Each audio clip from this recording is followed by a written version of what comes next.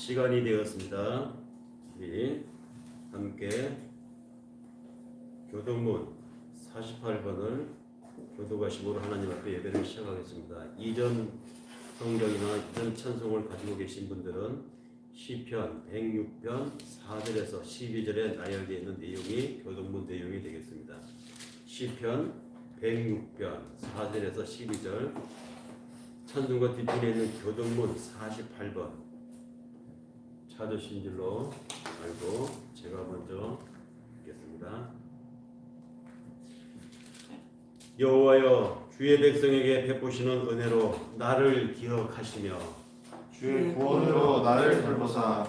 내가 주의 택하신 자가 형통함을 보고 주의 나라의 기쁨을 나누어 가지게 하사 주의 유산을 자랑하게 하소서. 우리가 우리의 조상들처럼 범죄하여 사악을 행하며 악을 지었나이다. 우리의 조상들이 애굽에 있을 때 주의 기이한 일들을 깨닫지 못하며 주의 크신 인자를 기억하지 아니하고 바다 곧 홍해에서 거역하였나이다. 그러나 여호와께서는 자기의 이름을 위하여 그들을 구원하셨으니 그의 큰 권능을 만인이 알게 하려 하심이로다. 이에 홍해를 꾸짖으시니 곧 마르니 그들을 인도하여 바다 건너가기를 마치 광야를 지나감 같게 하사 그들을 그 미워하는 자의 손에서 구원하시며 그 원수의 손에서 구원하셨고 그들의 대적을 물로 덮으심에 그들 중에서 하나도 살아남지 못하였도다. 이에 그들이 그의 말씀을 믿고 그를 찬양하는 노래를 불렀도다. 함께 묵도합시다.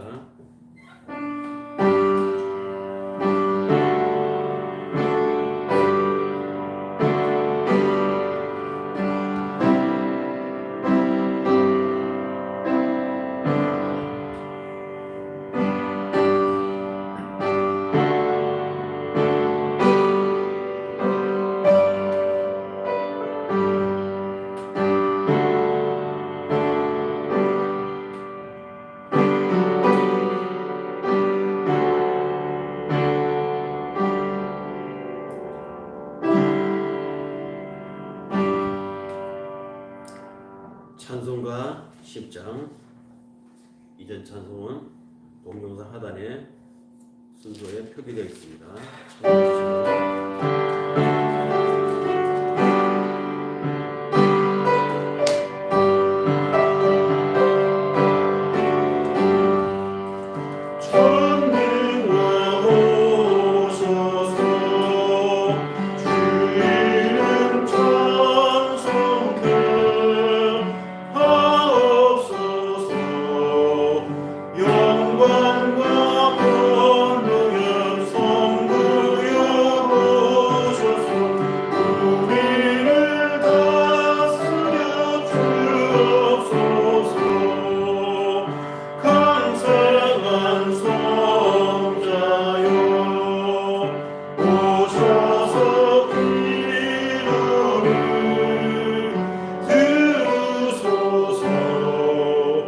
택하신 백성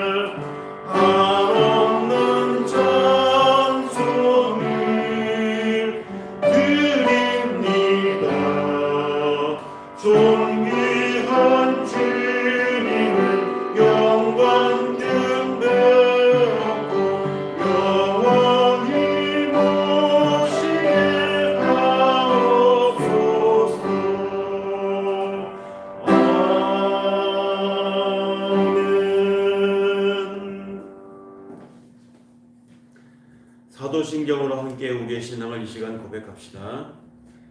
나는 전능하신 아버지 하나님, 천지의 창조주를 믿습니다. 나는 그의 유일하신 아들 우리 주 예수 그리스도를 믿습니다.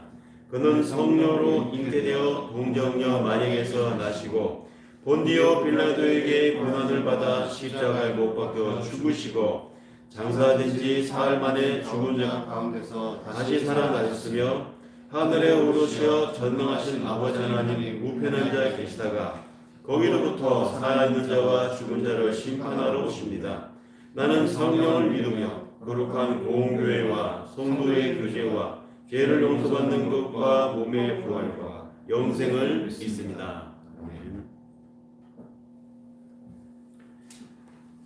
359장 이전 찬송은 주보 순서 하단에 있습니다. 참고하시고요. 함께 찬양 하나님께 드리겠습니다.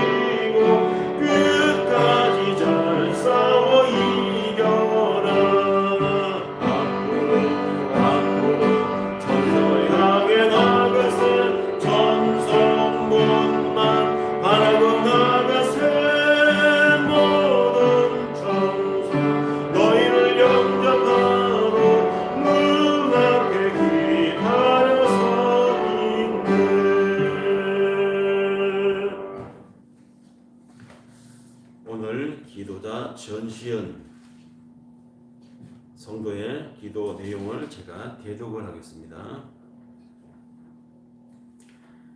기도합니다.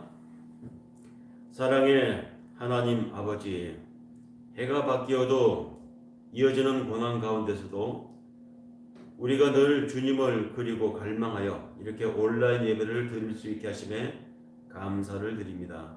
방법을 찾고 나의 소중한 중심을 잃지 않게 치열하게 고민하고 다시 바라볼 수 있도록 도와주심을 감사합니다.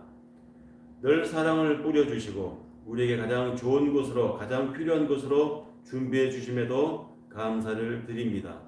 이렇게 산지한 주님의 온전한 사랑을 확인하고 체험할 수 있는 능력을 우리에게 주시어서 무엇이 주님이 바라는 것이었고 우리가 가야 할 길이었는지 또 그 가운데 우리가 어떤 은혜를 입고 있는지 다시금 확인할 수 있음에 감사를 드립니다.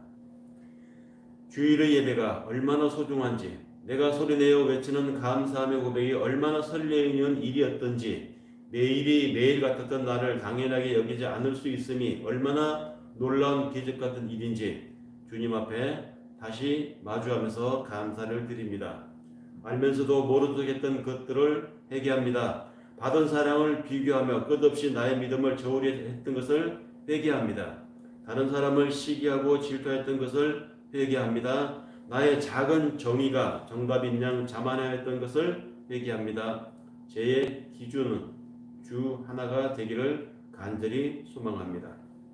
모든 것에 지치어 나에 대해서조차 의심하며 살아갈 수밖에 없었을 때에 주님이 주신 사랑으로 주님이 보여주신 정의를 다시금 생각하고 하나님의 나라가 이 땅에 임하게 할 수 있으니 무엇을 해야 할지 늘 고민하면서 치열한 싸움으로 살아갈 수 있도록 도와주시옵소서.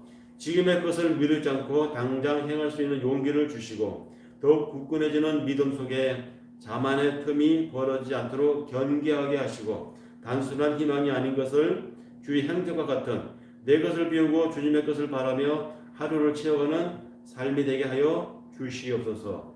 오늘도 기도로 주님께 구하고 두드리는 향기로운 교회 식구들에게 복의 복을 더하여 주시고 궁핍한 자에게 여유를, 아픈 자에게 건강의 회복을, 지친 자에게 편안한 힘을 주시는 주님의 기적을 경험하게 하여 주실 줄을 믿사오며 우리는 묵묵히 주어진 삶을 걸으면서 광야에서 홀로 싸우셨던 주님을 기억하겠습니다.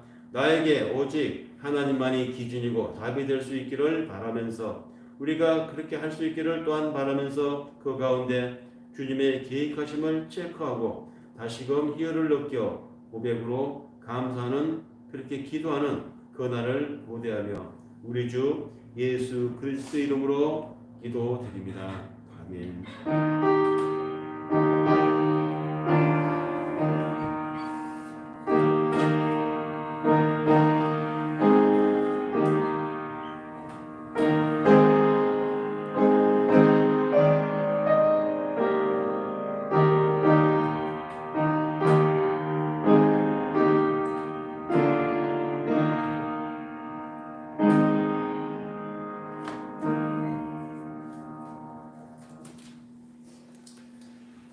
오늘 우리에게 주시는 하나님의 말씀은 미가서와 로마서에서 보겠습니다. 먼저 구약 미가서 7장 1절에서 4절에 있는 말씀을 함께 찾아볼까요? 구약 1296페이지 미가서 7장 1절에서 4절의 말씀 교독으로 함께 보겠습니다. 제가 먼저 1절 읽겠습니다. 재앙이로다 나여 나는 여름 과일을 딴 후와 포도를 거둔 후와 같아서 먹을 포도송이가 없으며 내 마음에 사포하는 처음 익은 무화과가 없도다. 경건한 자가 세상에서 끊어졌고 정직한 자가 사람들 가운데 없도다. 우리가 다 피를 흘리려고 왜곡하며 각기 그물로 형제를 잡으려 하고 두 손으로 악을 부지런히 행하는도다. 그 지도자와 재판관은 뇌물을 구하고 권세자는 자기 마음의 욕심을 말하며 그들이 서로 결합하니 그들의 가장 선한 자라도 가시 같고 가장 정직한 자라도 들레 울타리보다 더하도다. 그들의 파수꾼의 날 곧 그들 가운데 형벌의 날이 임하였으니 이제는 그들이 요란하리로다. 로마서에 있는 말씀 한 번 더 보겠습니다. 로마서 2장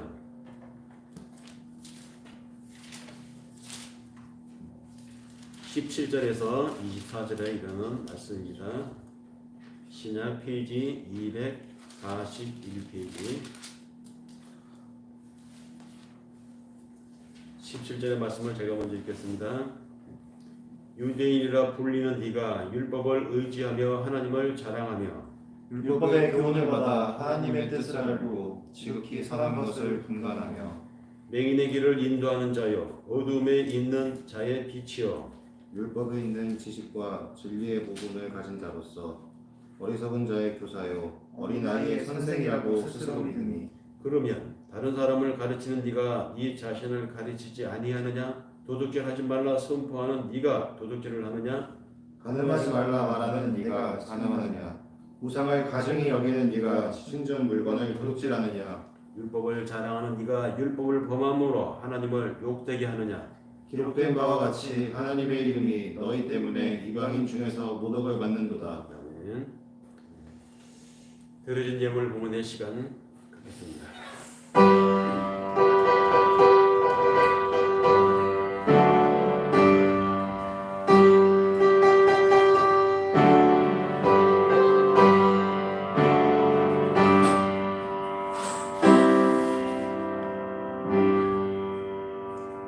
모든 것이 주께로부터 왔으니 이 예물을 주께 바치나이다.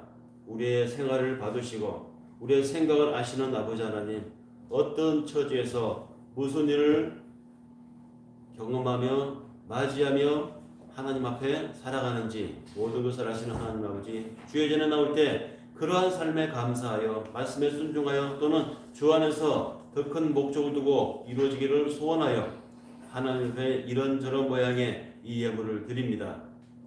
드리는 저들의 처지와 마음을 이미 받으신 주께서 무엇을 원하고 그 믿음이 하나님 앞에 얼마나 아름다운 것인지 감사하는 이에게 더 큰 감사가 말씀을 순종하여 드린 이에게 하나님의 더 큰 물질로의 자유함이 있게 하여 주시고 소원을 둔 것이 있거든 속한 시일 내에 하나님 앞에 응답받는 축복이 도와줄 줄 믿사옵고 귀하게 드려진 예물이 사용되는 것에도 하나님의 능력이 만배로 나타날 줄 믿사오며 우리 주 예수 그리스도 이름으로 감사하며 축복하며 기도드립니다.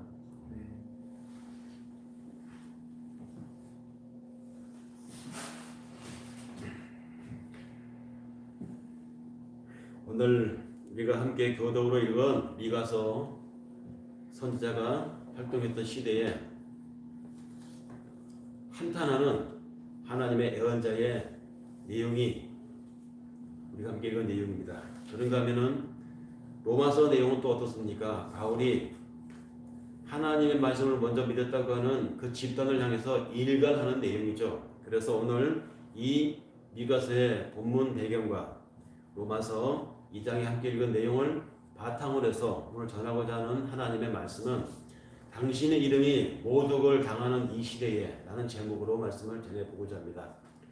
그래서 우리가 더욱더 잘 믿어야 되고 그래서 더욱더 우리의 천국 시민 윤리관이 흔들리지 않도록 우리 스스로를 한번 점검해보자는 차원에서 1월달 세 번째 주 예배로 오늘 이 말씀을 전하고자 합니다. 다 아시겠지만 뉴스에서 많이들 봐서 사람들이 분노한 사건이 있었죠. 어리디 어린 아이가 어떤 집에 입양이 되어 들어갔는데 이 아이를 입양한 그 양부모가 아이를 학대하고 폭행을 해가지고 결국은 맞아 죽은 사건이 온 세상을 떠들썩하게 만들었습니다. 근데 더 많은 사람을 공분하게 만들었던 것은 그 아이를 입양했던 그 어머니와 아버지, 즉 양부모가 독실한 크리스찬이었다고 하는 사실에 세상 사람들은 더 화가 났던 것이죠. 더 자세한 조사는 수사가 끝나고 나중에 재판을 받아봐야 나오겠지만 지금까지 나온 그 소스를 가지고만 봐도 이 부모들이 아이를 입양을 해서는 마음에 안 들었는지 카메라가 찍히지 않은 사각지대에 데리고 가서 아이를 윽박지르고 때렸다고 하더군요.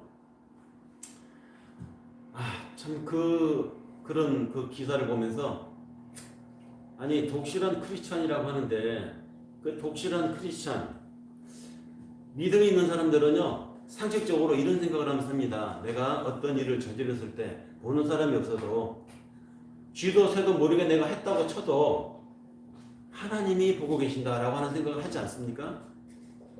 하나님이 다 보고 계실 텐데 이런 생각을 하기 때문에 우리가 몰래 죄를 칠 수도 없고 함부로 살지 않는 것입니다. 그런데 독실한 크리스찬이라고 하는 어떤 부분은 카메라가 보이지 않는 곳으로 내려가서 아이를 때렸다고 해요.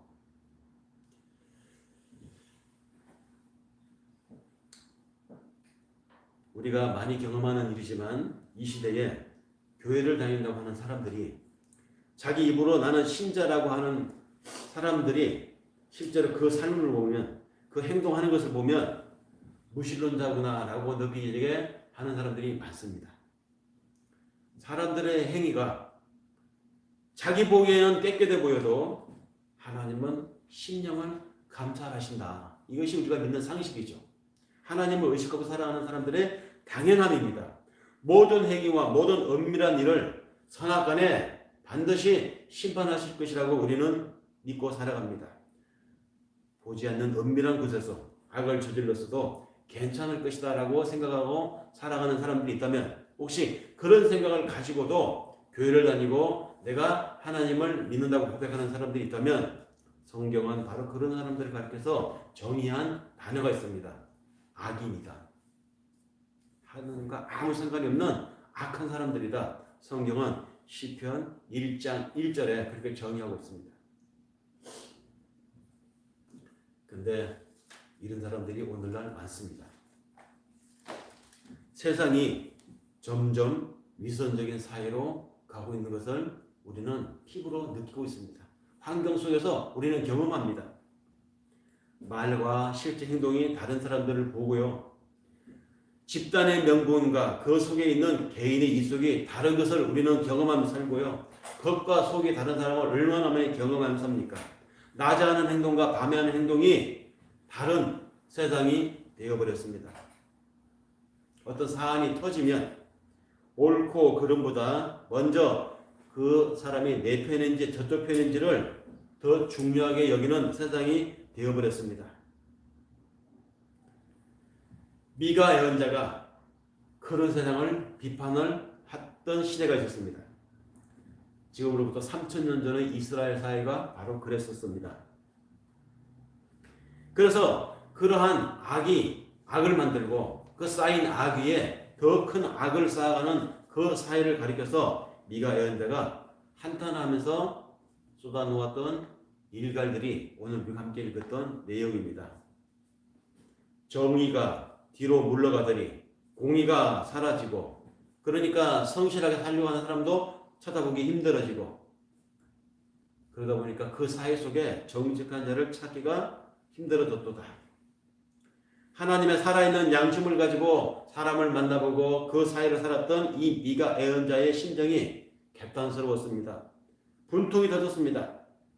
화가 났습니다. 그래서 이런 사회에 이렇게 살아가는 이 세상 사람들에게 반드시 하나님의 심판이 있을 것이라고 예언자는 경고하고 있습니다.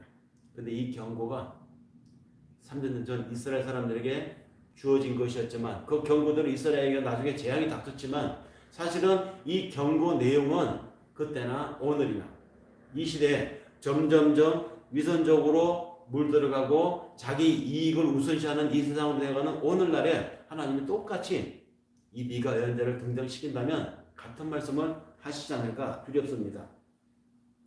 하나님의 말씀에 출발해서 형성되었던 이스라엘 민족이었는데 하나님의 자녀가 되고 그들의 하나님이 되어겠다고 하는 이 약속 위에 출발했던 민족이 이스라엘이었는데 그 신성한 민족 이스라엘이 어떻게 하다가 이렇게 미가의 질타를 받는 이러한 공동체가 되어버리고 말았을까요?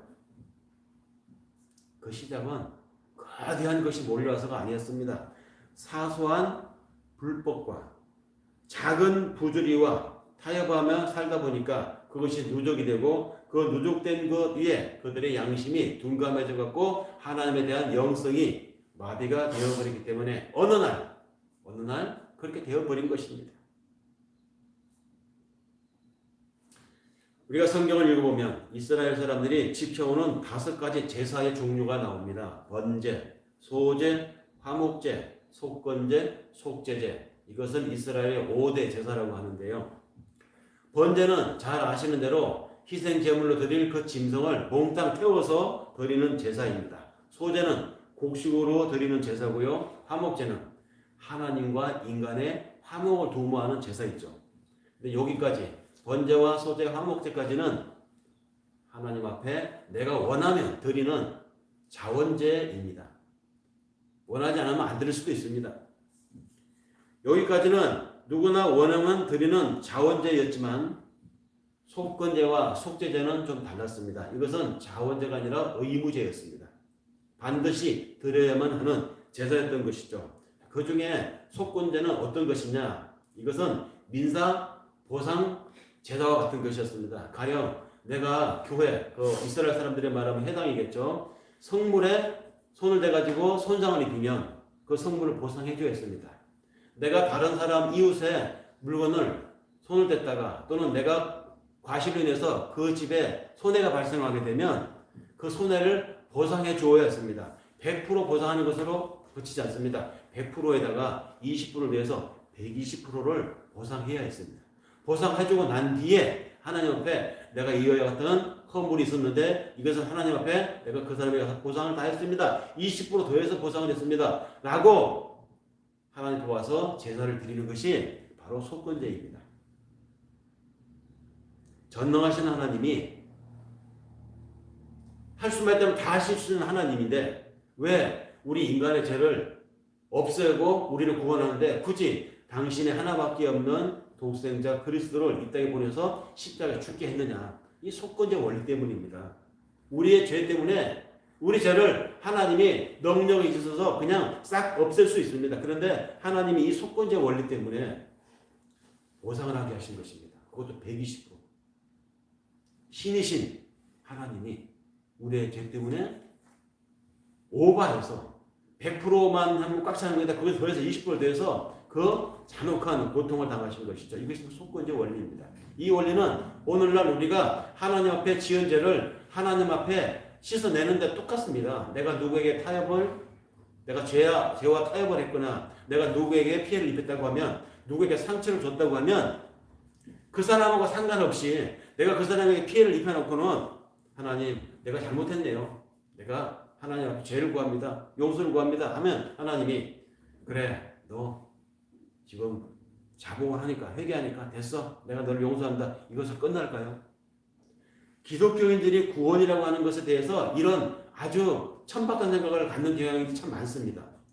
그래서 쉬운 구원, 값싼 은혜 이런 말을 하지 않습니까? 그런데 진짜로 들어가 보면 속건제 원리에 따지면 그렇지 않습니다. 갚아야 돼요. 내가 저 사람에게 피해를 입혔다면 내가 저 사람 마음에 상처를 주었다면 그 사람이 됐어요. 이제 그만해도 돼요. 내가 정말 당신에게 정말 용서해요. 이제 안 해도 돼요. 이런 말이 나올 때까지 피해자가 됐다고 할 때까지 그 사람에게 가서 먼저 용서를 구하고 그리고 와서 돌아와서 하나님 앞에 내가 왜 그때 부족해서 내가 왜 그때 잘못해가지고 잘못 생각해서 그딴 짓을 했는지 하나님 다시는 그런 일을 하지 않게 나를 인도해 주시옵소서라고 하는 것이 바로 속건제입니다. 그것이 회개하고 하나님의 믿음으로 살아가는 사람들의 윤리관입니다. 이미 저지르 놓은 죄는 하나님께 다 씻어줬으니까 내가 상관하지 않아도 하나님 알아서 하실 거야. 너무 하나님께 책임을 전가하고 자신이 해야 할 바를 하지 않는 이런 행태를 이 속건제의 본 의미에 비춰보면 하나님 우리에게 하시는 말씀 같지 않습니까? 이건 의무제입니다. 당연하게 하나님 앞에 드려야만 했던 것이죠. 거기다가 속죄제는 또 어떻습니까? 속죄제 하면은 우리가 얼른 떠올리는 것이 대제사장이 온 이스라엘 사람들의 민족의 죄를 지고 하나님 앞에 지성소에 가서 제사를 드리는 속죄제 이거 생각을 하죠. 그건 대속죄제입니다. 대속죄제. 그런 대속죄제 말고 일반 사람들이 죄를 지면 드리는 것이 속죄제인데 이 속죄제는 좀 특이합니다. 죄를 지었으면 다 하는 것이 아닙니다. 모르고 지은 죄를 깨달았을 때 속죄제를 드리라고 성경에 기록되어 있습니다. 모르고 지은 죄가 어떤 것일까요? 그때는 내가 그 사람에게 그렇게 말한 것이 상처가 되는 줄 몰랐어. 그래서 그렇게 말했는데 시간이 지나고 내가 그 입장이 돼가지고 내가 당해보니까 진짜 속상하네. 어떻게 저렇게 말할 수가 있어? 근데 가만히 생각해보니까 내가 지난 어느 시기에 어떤 사람에게 내가 그 입장이 돼가지고 그런 말을 했더라는 것입니다. 그 사람이 그때 마음 상했겠다. 내가 참 부족했구나. 내가 생각하는 것이 다 맞다고 생각을 해서 그 사람에게 그렇게 말한 것이 실은 받아들이는 그 사람 입장에서는 그것이 굉장히 독이 될 수 있었겠구나. 생각해보니까 내가 악을 행한 거예요. 죄를 지은 것입니다. 그래서 바로 그럴 때 지나간 죄에 대해서 생각이 나거든 하나님 앞에 돌아와서 너 자신을 속죄제 예배를 드리라. 이것이 속죄제입니다. 부지 중에 지은 가벼운 죄라고 우리가 상식적으로 생각할 수 있습니다. 이건 과실이다. 모르고 그런 것인데 어떡하겠어. 의도적으로 죄를 지는 사람도 많은데 나는 지나가 보니까 이제 알았네. 이렇게 해서 이런 죄를 가볍게 생각하는 경향이 우리에게는 있습니다. 그런데 성경을 잘 읽어보면 그렇지 않아요. 엄격하게 이야기합니다. 의도적으로 지은 죄가 당연히 심각한 죄라고 생각할 수 있겠지만 부지 중에 지은 죄가 그것이 아무리 사소한 것이라 할지라도 그것이 죄라고 깨달아지거든 반드시 하나님 앞에 자복하여 제사를 드리라. 이것이 성경에서 말하는 속죄제의 의미입니다. 왜 이런 이미 지나간 죄, 가벼운 죄, 사소한 죄인데 그것도 나중에 지나가고 나서 보니까 죄라는 것을 알게 되는데 이름까지 하나님의 예배를 드려서 속죄 죄를 씻어내라고 할까? 이것은 이스라엘 사람들에게 그만큼 죄에 대해서 예민하게 반응하라는 하나님의 장치입니다. 그래서 신자들에게 세상이 요구하는 기준이 있는 것입니다. 아까 어린 아이를 입양을 해가지고 학대하고 죽음에 이르게 한 그 양부모가 더더욱 비난받는 이유가 그런 것이죠. 뭐 독실한 크리스찬이라고 왜 사람들이 더 비난하겠습니까? 교회를 다니는 사람들에게 그들이 기대하는 윤리 수준이 있기 때문입니다. 목사는, 교수는 사회에 이 노출 많은 사람들 앞에 말을 할 수 있는 기회에 놓여 있는 사람들은 그만큼 사람들 앞에 도덕적 수준을 높게 요구받는 이유도 거기에 있는 것입니다. 죄에 대해서 더 민감해야 하기 때문입니다. 이스라엘이 누굽니까? 하나님이 딱 특별히 선택했던 민족이었습니다. 그렇기 때문에 그들이 죄에 대해서 속죄죄의 의미가 있는 것이죠. 더욱더 영적인 예민함을 가지고 살아야 했던 것입니다. 가끔 값싼 주유소에 들여서 기름을 넣곤 하는데요. 근데 값싼 주유소에 들여서 기름을 넣으면 가짜 기름을 넣게 되는 경우가 있으니까 조심하라. 실제로 그런 사례가 보도되고도 있습니다. 그런데 수사한 그 수사관들의 내용을 기사 내용으로 나온 것을 본 적이 있습니다. 거기 보면 가짜 휘발유를 만들 때 가장 많이 쓰이는 재료가 무엇인지 아십니까? 라고 그게 이게 나온 내용을 본 적이 있습니다. 뭘 것 같아요? 가짜 휘발유를 만드는데 가장 많이 들어가는 재료는 사람들이 상식적으로 물이라고 보고 생각하죠? 아닙니다. 가장 많이 들어가는 재료는 진짜 휘발유예요. 가짜 기름을 만드는데 가장 많이 들어가는 재료가 진짜 기름이다. 가짜를 진짜같이 만들기 위해서 가장 많이 쓰이는 재료가 진짜라면, 그렇다면 이 말은 거꾸로 이야기하면 아무리 진짜가 성분 구성상 많다고 해도 그 안에 조금이라도 가짜가 섞여 있다면 그건 가짜 기름이라는 것이죠. 진짜를 가짜로 만드는 것은 많은 양의 가짜가 아닙니다. 작은 양의 가짜라는 것이죠. 이것이 하나님이 오늘 우리에게 주시는 에베소서의 교훈입니다. 신자가 정말로 조심해야 되는 것은 많은 양의 진짜가 아니라 작은 양의 가짜라고 하는 사실. 즉, 큰 죄가 나를 더럽히고 오염시키고 큰 죄가 나를 망가뜨리는 것이 아니라 우리의 양심을 조금씩 파고드는 이 정도면 괜찮아라고 하는 사소한 정말 하나님 앞에 되물을 필요도 없을 정도의 그런 작은 거짓말이, 그런 작은 타협이 우리를 무너뜨린다는 것입니다. 우리를 가짜로 만든다는 것이죠. 새빨간 거짓말만이 진짜 거짓말이라고 사람들은 생각하지만 아닙니다. 우리 신자들의 기준에서 봤을 때는 불의한 것에 말하지 못하고 침묵하는 것도 하나님 앞에는 똑같이 가짜로 사는 것이라 이야기죠. 그것도 악이라는 것입니다.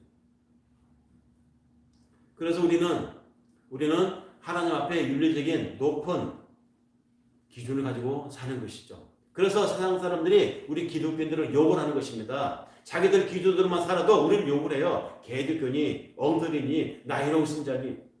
그래서 우리가 그런 사람들이 기대에 부응하기 위해서 하는 것은 아니지만 그보다는 보고 계시는 하나님, 은밀한 것을 모든 것을 아시는 하나님, 그 하나님 앞에 우리의 기준을 유지하기 위해서 우리는 영적인 예민함을 가지고 악과의 타협에서 조금 더 이 절충하지 않는 이런 삶을 살기 위해서 고도의 윤리관, 고도의 도덕관을 가지고 우리는 살아가야 한다는 것입니다. 그것을 지키기 위해서, 그것을 유지하기 위해서 우리는 예배를 드리고 나름대로 성경을 읽고 또 각자 정해진 기도의 시간을 갖는 것입니다. 그래서 꾸준한 이런 시스템을 통해서 우리의 영성 함양을 신자다움의 윤리관을 지키기 위해서 우리는 애쓰는 것이죠. 특히 각자 나름대로 기도 시간이 있겠죠. 기도 양태가 있을 것이고. 그런데 저는 솔직히 기도하려고 눈을 감으면 답답할 때가 있어요. 내 자신을 돌아볼 때. 심담할 때도 있습니다. 온갖 것들이 내 속에 위선적으로 타협하면서 막 뒤섞이는 것을 내가 느끼면서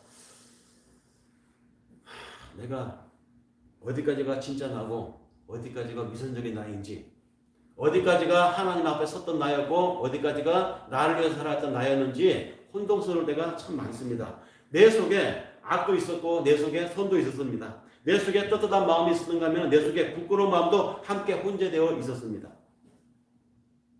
잘 뚫린 정돈된 멋있는 오솔길만 쫙 나있는 그런 마음이었으면 좋겠지만 막 쓰레기가 놔두고는 어수선한 뒷골목도 동시에 내 마음속에, 우리들이 마음속에 있지 않겠습니까?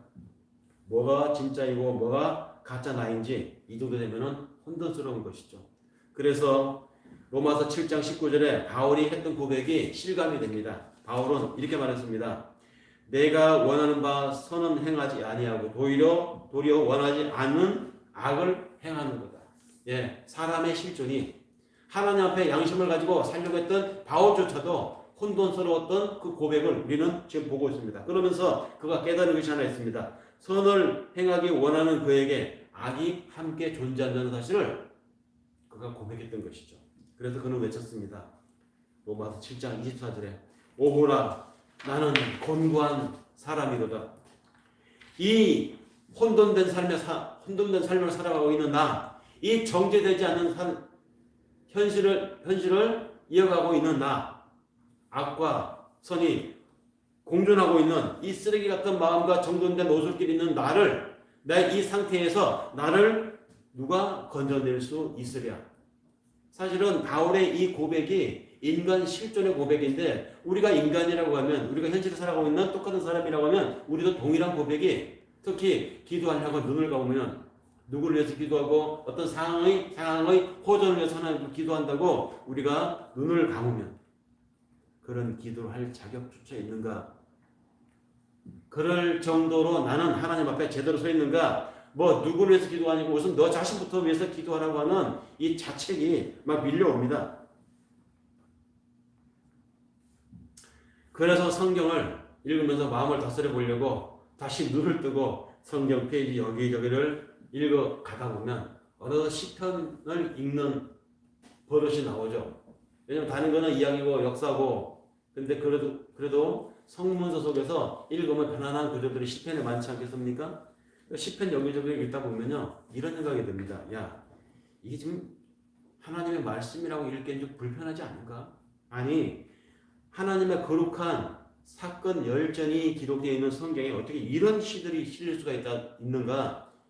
불편한 마음이 들 때가 있습니다. 어떤 시편을 보면 막 하나님에 대해서 탄원하는 그런 시의 내용들, 하나님에 대해서 자기 인생을 불편하는 그런 내용의 시들, 심지어 다른 사람을 원망하는, 쟤는 망했으면 좋겠어요, 쟤는 하나님 빨리 데려가 버렸으면 좋겠습니다, 이런 다른 사람을 파괴하는 그런 것을 소망하는 시들이 전체 시편의 3분의 1이나 됩니다. 아니, 단순한 불평을 넘어 적나라한 복수 감정을 드러내는 그런 시들도 굉장히 많아요. 시편 69편을 언제 기회 되면 읽어보시기 바랍니다. 자신들을 확대하고 자신들을 무력으로 지배했던 그 적대자로부터 고통을 받다가 그들에 대한 무제한의 보복을 하나님 해주십시오, 제발 쟤들 좀 망하게 해주십시오 하는 그런 기도가 바로 시편 69편입니다. 시편 137편 한번 읽어보십시오. 끔찍하기까지 합니다. 자신들을 바벨론 땅으로 포로로 데려왔다고, 바벨론 강가에서 우리가 하프를 걸어놓고 여호와 하나님을 노래하며 우리의 오늘을 이 슬픔을 내가 노래하노라라고 바벨론 강가에서라고 하는 그 시가 시작되는데요. 그렇게 시작된 그 시는 마지막에 가면 아주 끔찍한 이야기를 합니다. 유대인인데, 하나님을 믿는 백성인데 이런 시를 합니다. 끝에 보면 이렇게 말합니다. 우리를 이 바벨론 땅으로 데려온 이 멸망할 바벨론아, 네가 우리에게 행한 대로 너한테 그대로 갚아주는 자가 있다면 바로 그 사람이 복받은 사람이다. 그거로 끝나지 않습니다.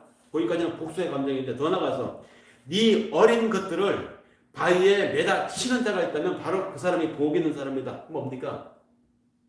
그 아이들, 자신들을 괴롭히던 그들의 아이들을 바위에다가 내다 꽂으라고, 그렇게 하게 해줬으면 좋겠다고 아주 끔찍한 저주를 내뱉고 있지 않습니까?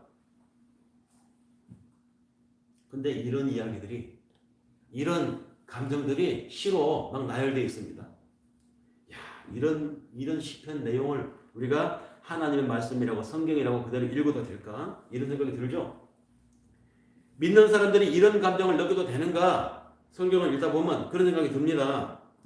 복수하고 싶은 사람이 있죠. 근데 그 사람이 정말로 확 망해 꼬꾸라졌으면 좋겠다고 이런 생각을 할 수는 있습니다. 그런데 그렇다고 그거를 성경의 기록으로 말로 사람들 앞에 해도 되나요? 만약에 그렇게 했다가는 지금까지 쌓아온 이 온화한 기독교인의 이미지, 내가 지금까지 참고 인내해온 나의 믿는 자 다음의 이 품성을 알고 있는 많은 사람들 앞에 내 이미지가 한꺼번에 와르르 무너지지는 않을까.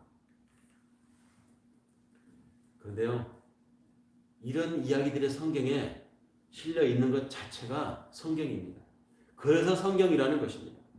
우리가 성경을 읽으면서 성경에서 무슨 고상한 언어, 수준 높은 어휘력을 통해서만 은혜를 받는 것이 아닙니다.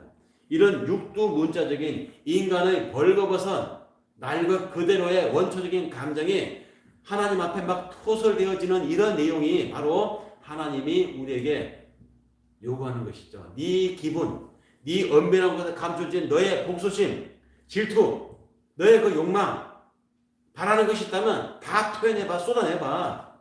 내가 다 들어줄게. 덜어는 준다고. 이루어지게 하는 것은 다른 문제고. 그래서 성서는 하나님 앞에 토설하는 못된 말, 하나님 앞에 퍼붓는 저주의 말, 하나님 앞에 쏟아놓는 내 탄식의 말 다 쏟아놓으라고 얘기합니다. 그런 것이 바로 하나님 앞에 솔직한 고백이고 하나님 앞에 제대로 된 기도문이다. 모범답안이다 라고 이야기합니다. 불평과 저주의 기도들은 왜냐하면 실상 나는 이렇게 되고 싶지 않아요 라고 하는 하나님 앞에 자신의 희망을 이야기하는 것이기 때문입니다. 바닥까지 가봐야, 밑바닥까지 내려갈 때까지 다 내려가봐야 그 다음 뭐겠습니까? 올라가는 것이죠. 네, 그래서 하나님 앞에 네 미천을 다 드러내라는 것입니다. 그래야 거기서 갱생의 희망이 있기 때문입니다. 하나님은 우리의 은밀한 사연을 내가 말해서야 아시겠습니까? 이미 알고 계십니다.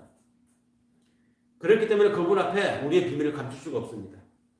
하나님은 그런 내 마음 깊은 곳의 원한과 내 마음 깊은 곳의 시기심과 내 마음 깊은 곳에 아무도 모르게 내가 감춰놓았던 내 꿈틀거리는 욕망을 다 알고 계세요. 다만 하나님이 기다리시는 것입니다. 너의 비밀한 것, 너의 은밀한 것들을 내 앞에 다 토설하라. 기다리는 것이죠. 그런데 사람들은 자신을 위장하고 사람들을 속이면 하나님 앞에서도 위장이 되고 사람들을 속였던 것처럼 하나님도 속일 수 있는 것 같이 위선을 드는 것이죠. 하나님 경건합니다. 아시잖아요. 뭘 알아요? 사실 하나님 알아요. 근데 네가 하나님이 모른다고 생각하고 있는 것이죠.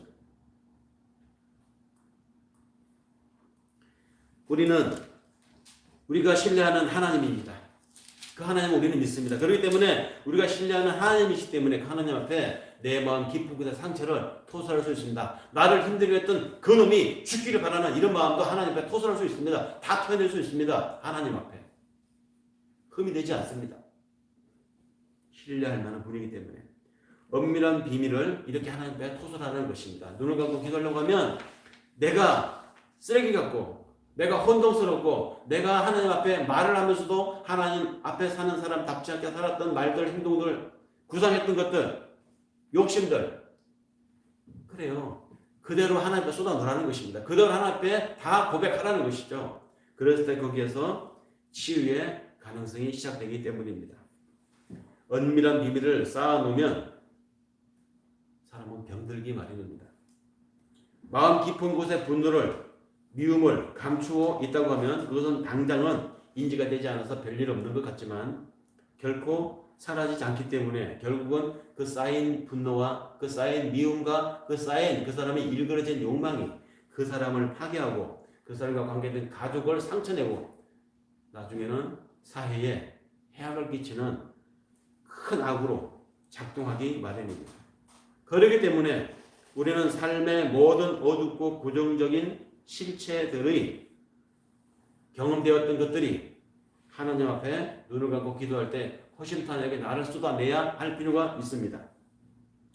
삐뚤어진 내 내면의 상처들을 하나님이 아시고 거기에서부터 나를 진지하게 대해주시는 하나님의 손길과 성령의 인도하심을 우리가 경험할 수 있기 때문입니다. 어쩌면 우리 사회가 이렇게 위선으로 가고 있고 이 악에 악을 더하는 악행들이 하루도 그러지 않고 보도되고 있는 이 오늘날의 이 척박한 환경 속에서 사람들이 하나님 앞에 자기를 드러내지 않고 위선으로 기도하고 위선으로 스스로를 포장하기 때문에 연속되고 있기 때문에 이러한 악순환이 계속되고 있지 않는가 생각을 하면서 회복시켜 주시고 용서해 주시고 다시 재건시켜 주시는 하나님의 이 치유 손길을 경험한 이들의 고백을 보면서 오늘 말씀을 정리해 보겠습니다. 실제로 탄원의 시들 시편에 있는 내용들 읽어보다 보면 후반부에 가면은 그런 하나님 앞에 치유받은 자의 고백과 감사의 노래들이 막 차고 넘칩니다. 시편 3장 4절에 보면요 이런 내용이 나옵니다. 다윗의 시인데요. 내가 나의 목소리로 여호와께 부르짖으니 그가 성산에서 응답하시는도다. 내가 하나님께 부르짖으니 하나님이 당신의 거룩한 산에서 응답하신다고 하는 다윗의 이 고백은 어떤 배경이 나왔는지 아십니까? 다윗이 왕입니다. 그런데 아들놈이 아버지를 쫓아냈어요. 다윗을 쫓아낸 것입니다. 아들 압살롬이 자기를 왕에서 쫓아내고 왕이 되었어요. 그리고는 후환이 두려워서 그 아버지를 죽이려고 결사들을 보내서 아버지를 살해하려고 합니다. 그런데 그 살해자의 살해를 피해서 이리저리 도망다니는 신세에 있을 때 다윗의 심정이 어떻겠어요? 아니 가만히 있으면 자기가 늙으면 어른이 왕이 지가 이어서 될 텐데 그거를 못 참아서 주변에서 준동하는 사람들의 말에 넘어가가지고 자기를 죽이려고 하는 이 아들로 얼마나 괘씸했겠습니까? 내가 지를 어떻게 키웠는데 내가 저한테 해준 것이 얼마나 많은데 하나님 앞에 생각해보면 분통이 터지고 저놈을 당장 독수리 와서 잡아갔으면 좋겠습니다라고 하는 이런 기도하지 않았겠습니까?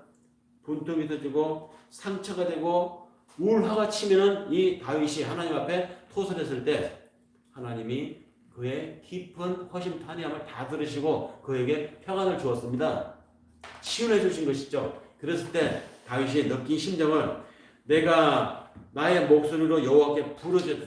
그랬더니 하나님이 그 성산에서 응답해 주셨다는 찬양이 나온 것입니다. 바울 역시 그런 경험을 했죠. 바울도 얼마나 고민이 많았습니까? 누가 이 곤고한 이 몸에서 나를 구원해 줄 수 있으랴라고 한식했던 바울이었습니다. 그런데 그도 역시 로마서 8장 31절에서 34절에 말하기를 만일 하나님이 우리를 위해 주시면 누가 우리를 대적하겠는가? 어렵다 하시니까 하나님이신데 누가 감히 나를 어렵지 않다 더럽다라고 정죄할 수 있겠는가? 하나님 앞에 치유된 사람의 자신감이 충만해 있는 고백입니다. 하나님 앞에서 회복된 사람이 자아가 건강한 것입니다. 하나님 앞에 내가 제대로 서 있다고 자긍심이 가져져야 그 사람이 속한 가정이 건강하고 그러한 사람들이 많은 사회가 건강한 사회가 될 수 있습니다. 즉 내가 치유된다는 것은 나만의 문제를 넘어서서 가정과 내 이웃과 그 사람이 사는 사회 공동체와 관계된 중대한 문제라는 것이죠. 이렇게 하나님 앞에 치유가 되면 두 가지를 다짐하는 것을 시편에서 볼 수 있습니다. 다윗의 예를 볼까요? 그가 시편 51절에 13절과 51절 15절에 언급되어 있는 치유된 자의 하나님 앞에 다짐이 나옵니다. 내가 범죄하여 하나님 앞에 죄를 지었는데 이제 내가 하나님 앞에 그 범죄하여 하나님 앞에 치유를 받았으니 이제 내가 이 경험을 이 주의 도를 사람들에게 가르쳐 주겠습니다. 다시 말해서 다른 사람에게도 자기처럼 하나님 앞에 자기를 드러냄으로 치유와 회복에 이를 수 있도록 돕겠다는 고백이죠. 이런 사람들이 이 땅에 많아지면 건강한 사회가 되지 않겠습니까? 하나님이 지금도 창조하고 계시다는 말을 우리 고백하죠. 이렇게 창조하는 겁니다. 사람을, 사회를, 세상을 우리를 통해서. 그뿐이 아닙니다.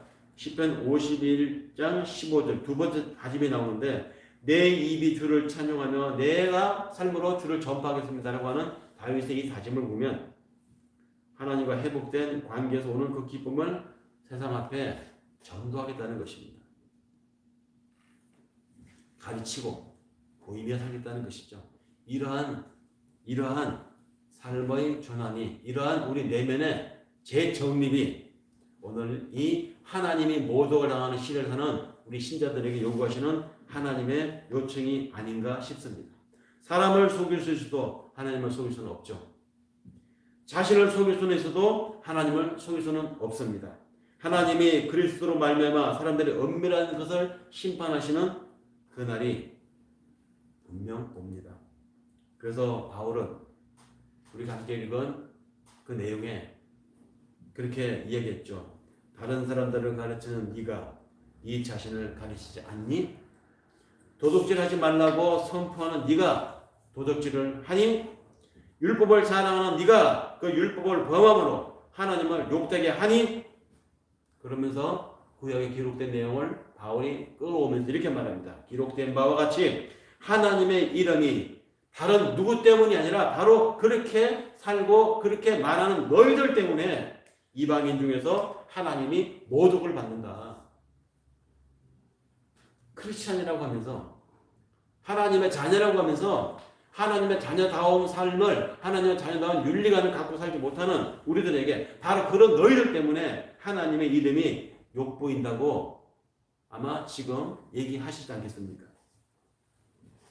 앞뒤가 다르고 겉과 속이 다른 바로 그러한 사람들 때문에 하나님의 거룩하신 이름이 모독을 받는 오늘날 우리는 다시 한번 하나님 앞에 다짐을 합니다.